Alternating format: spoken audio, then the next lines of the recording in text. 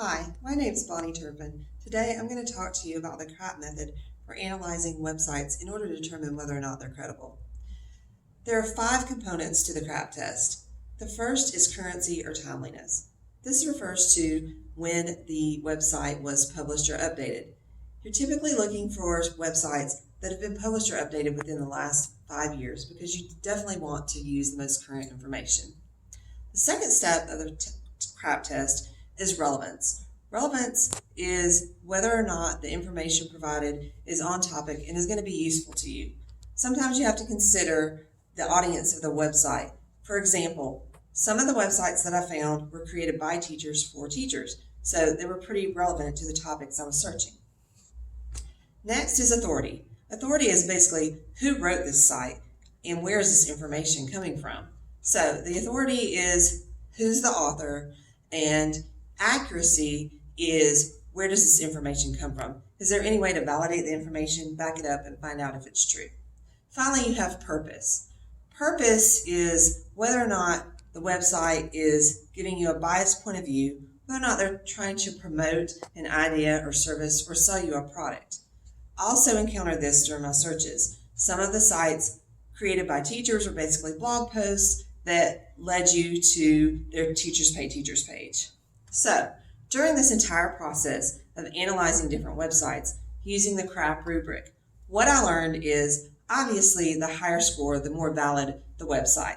However, even though some of the websites didn't score extremely high, if they were, say, a 7 or 8, I might still actually use them in my classroom because the topics were relevant to what I was searching for. So even though some of them weren't like really high scoring, I could actually use them in my classroom. I found some things to be very useful as far as strategies. This made timeliness and currency important to me because although there are many tried and true strategies for teaching students, I was looking for the most up-to-date research-based strategies so that I could try something new and different this year. As I think about the CRAAP test and how I might apply it in the future, I'm seeing that as I'm looking for websites to share with students in the class, I want to make sure that they're relevant and on topic. I don't want to present them with something that would be too elementary or too advanced for their level of understanding.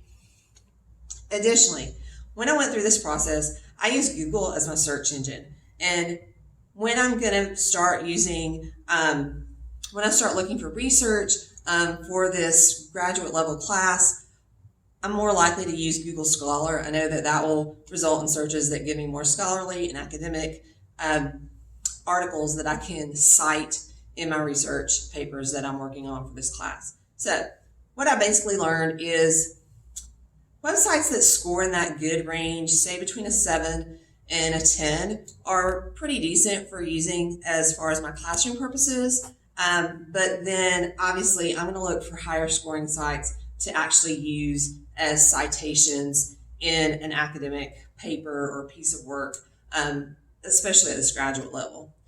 What surprised me was the number of sites that I came across where a service or product was offered for a fee. I came along some great information that I could use in my classroom, but as I continued to click on different links on many of these sites, they were offering, a subscription or a membership for a fee in order to access additional resources. So I think that was a little bit surprising. It was also somewhat surprising to me how difficult it was to find really good websites that weren't total crap that I could use, especially if you're teaching math. I could pretty much back up the accuracy and tell whether or not things were factual based on my mathematical knowledge. But a lot of the stuff out there wasn't relevant. There wasn't a lot of authority, and the purpose was basically to sell a product. So that's pretty much sums up what I've learned through this process, and I'm hoping that it'll be helpful to me in the future.